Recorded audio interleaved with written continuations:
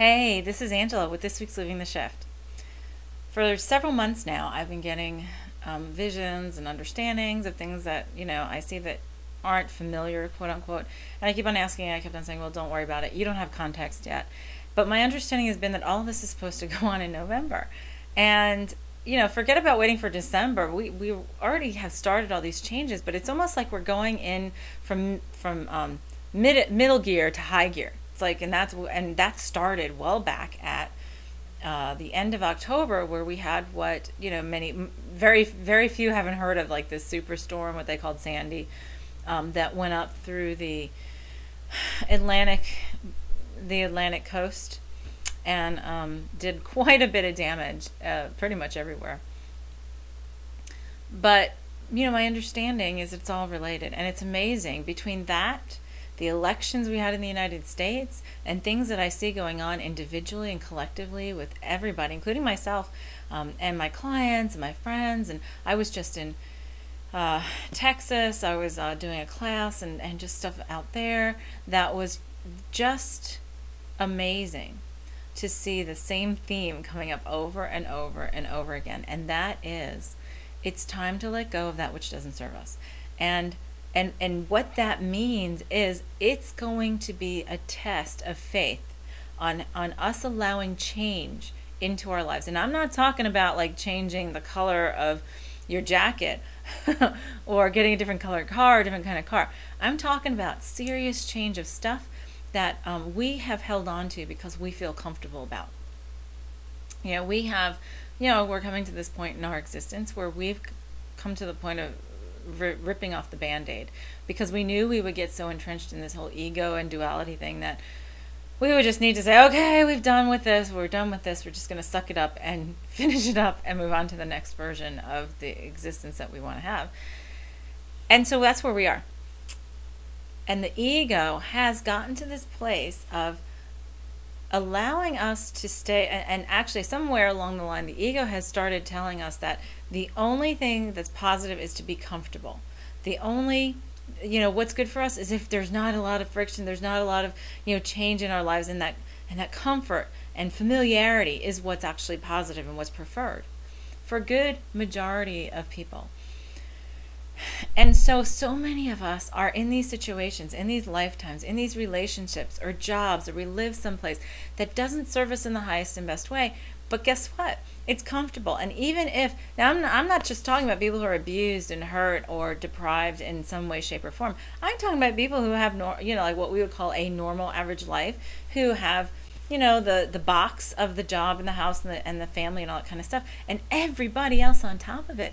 Because, in fact, those who have that kind of, come to that place, it's almost more dangerous because of the fact your mind and your ego is telling you, it's okay, look, we have this. We have this beautiful house. We have this, wonderful spouse, or this acceptable spouse, actually, which is what most people believe. And, my life looks really good. So if I do anything different to change that, it's going to make me look like I'm a failure. How many of us have that?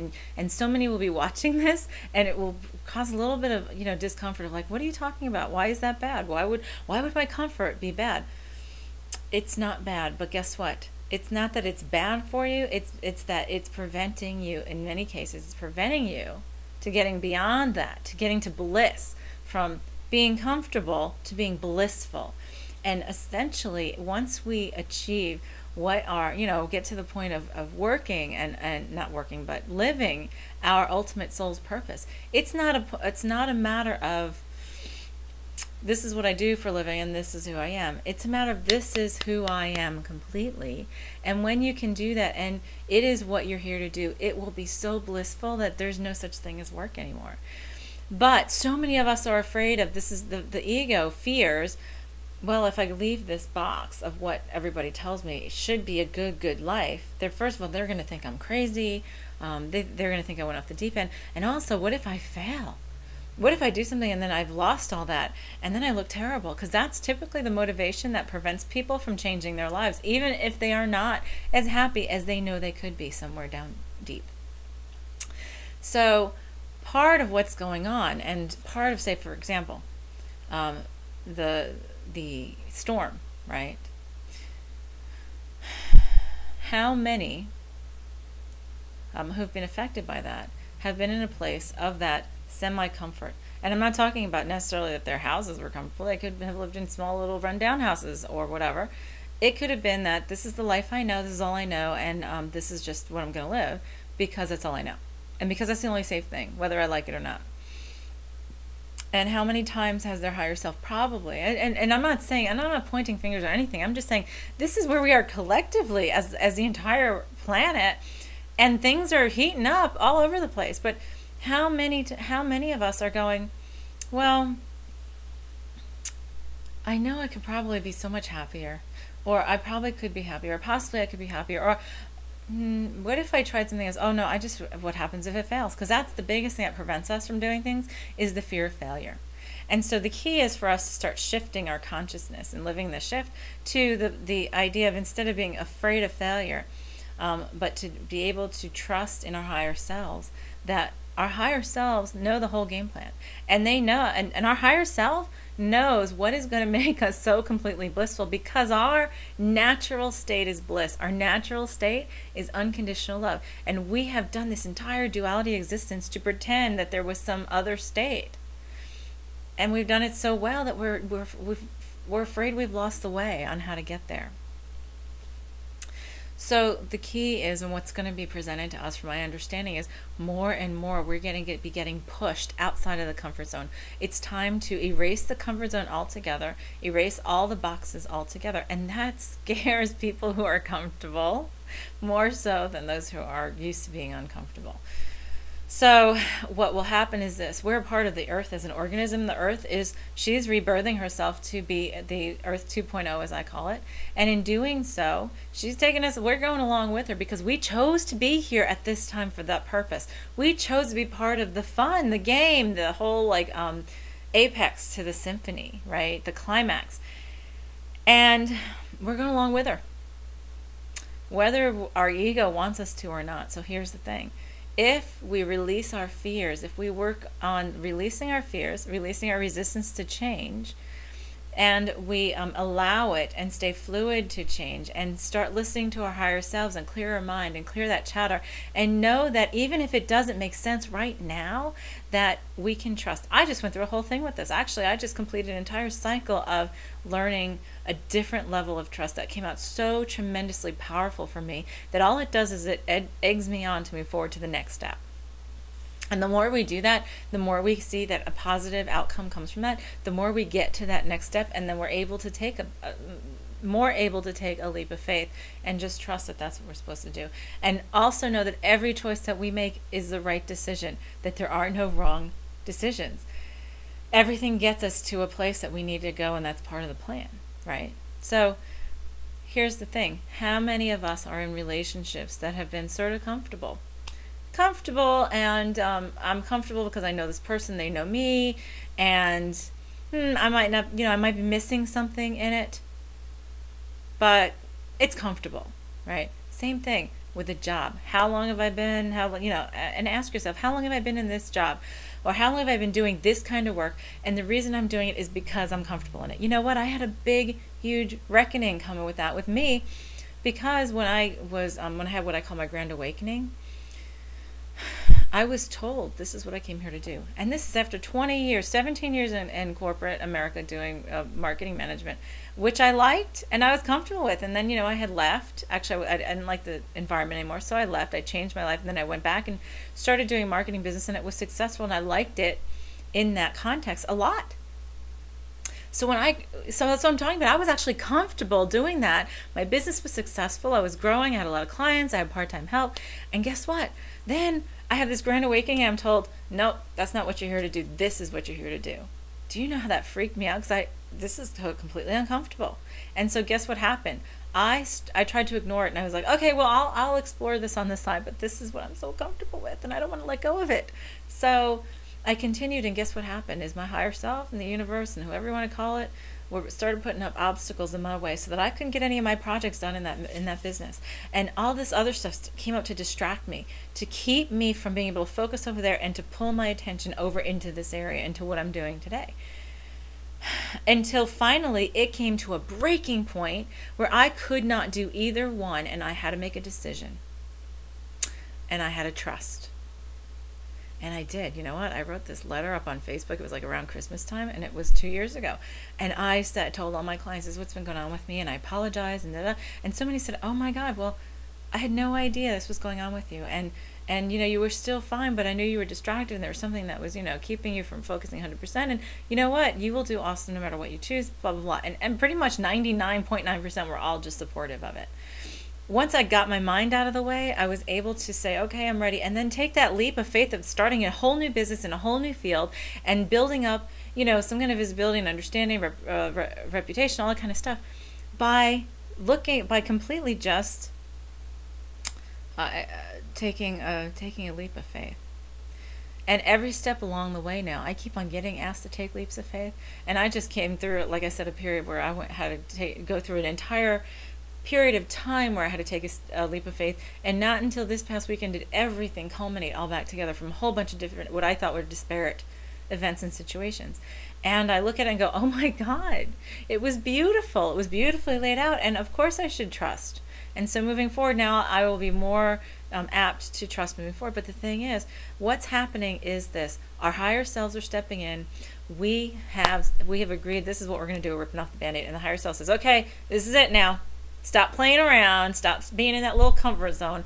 It's time for us to do what we came here to do. And you know what? I look back on my resistance to that and I think, wow, isn't that funny? Because granted, yes, it's been coming into an entirely new field, but you know what? I have never been happier. I love every minute of what I do, and I don't consider it separate from me. Like, my work is not separate from my personal or play. It is all play for me because I love it and I am blissful. And you know what? I know there's even further steps that I need to take that are going to make me even more blissful. And so now I trust it, but it's like taking those first steps, because we all deserve to be blissful. Number one, we need to look at that and look in the mirror and say, yeah, I do deserve to be blissful. I am the divine. And so anyway, Superstorms, that's just the beginning. You know, we have a lot more coming, and the more we resist change, the more we resist that which serves us in the highest and best way, and the more we resist letting go of what doesn't serve us in the highest and best way, the more is going to be pulled out from under our feet. And there's no judgment for that. That's not a punishment. It just is the way it is. It just is the way of saying, your higher self is saying, well, fine, I gave you 6 different opportunities to do this in an easy and graceful way, and so guess what? Now I'm just going to change it. We're just going to change it. Because we set it up with all these options for us, and since you didn't want to do any of the easy and graceful ones, then guess what? I'm just going to change it for you. That's what's happening. And so this storm, all these things are going on. What's really interesting, so then you see the elections that went on in the United States, and what happens? We get into the same situation we were in 4 years ago, the same exact situation. So you know what the universe is saying? Okay, guess what? You're doing it again. Replay. And this time, you have the chance to do it different. And if you don't do it differently, it's going to be way dramatic next time. And you think it's uncomfortable for, you know, some people now where you are. It's going to be way uncomfortable, and it's going to cause a lot more unrest because we have the chance to change. You know, in the political system, here's the thing. Instead of us talking like or yelling insults between the two parties, which is basically what our country has turned into in the United States, is a bipartisan system. Instead of the two parties insulting each other and finding every nasty negative thing about each other and calling it out on the table, instead, why not find the common denominator? That's part of what the Superstorm, the Sandy thing, did too. It tore down $5 million homes and $50,000 homes, and right in the same manner, it equalized everyone and caused them to have to get in it together. And, you know, look at the governor of New Jersey, who was never a fan of the president, and yet he totally was very grateful and thankful and worked together with the president to help his constituents, because that was what was important, not what party you belong to or what, you know, these little semantics are. Instead of us saying us and them, because there is no us and them, it's all us. So there's all a part of us. So in doing this and coming to this point of this friction between these two parties, guess what? That is what's going on inside of us. Everything that's in our reality is going on inside of us. So there is no us and them anymore. There is no good and bad. There is no light and dark. It's all part of the light. It's all part of unconditional love. It's all part of our divinity. And so it's time for us to look at all parts of us. And instead of saying, this is the only part I want to look at, instead of this part. That's what the political thing is talking about. And so our opportunity now is to, how do we change this? How do we resolve this and accept this within ourselves? And how do we accept this with each other so that we can actually be productive and move forward? And then one more thing. Oh wow, I'm getting long on this. One more thing that I had seen. It was funny. So I have all these clients, and they're emailing me, and they're coming back around to these situations that make them nuts because it's really uncomfortable for them, and it's getting more and more intense. And I have a whole bunch of, all of a sudden in the past couple of weeks, it's been this really big influx of that. And all I keep on hearing is because it's time to change the way we do it. It's time to change the way this person reacts to this situation. It's time to change the way this person is living in the situation and resolve it once and for all so it doesn't come back around, because the next time it's going to be even more intense and more intense until it totally pulls the ground off their feet. So, to sum it up, I went to the movies and saw the new movie Cloud Atlas with Tom Hanks and Halle Berry. And it's a wonderful illustration, amazing that it came out right now in the middle of all of this, on how, and it's an illustration on how we travel through time, we travel through different lifetimes with the same soul families, and until we learn the lesson on how to deal with certain things or how to accept something in the highest and best for us, until we get to that, we will repeat ourselves again and again and again. And it's a different package, different body, different relationship, but it's the same group, it's the same events, essentially, it's the same theme, until we get it. And that's what we're doing right now. And now it's not going through lifetimes. It's not even going through years. It's just going to come back and hit us again and again and again until we do it differently. So it's time to look in the mirror and say, how do I do this differently? How can I do this so that I'm standing in my truth 100%? Because very few of us are doing that. And when we stand in our truth 100%, we know that we are addressing what is highest and best for us. So think about that. There's a lot to talk about with this topic, and it's really powerful. But it's where to start is to say, what am I hiding? Because anything that we're hiding, anything that we are not coming to the table with that is truth about us in any relationship, in job or situation, then we are not serving ourselves in the highest and best way. And that is going to be what needs to change, and what is going to be forced on us to change if we don't allow it to happen with grace and ease. So on that, I'm going to let you go. Have a great one. This is Angela with this week's Living the Shift.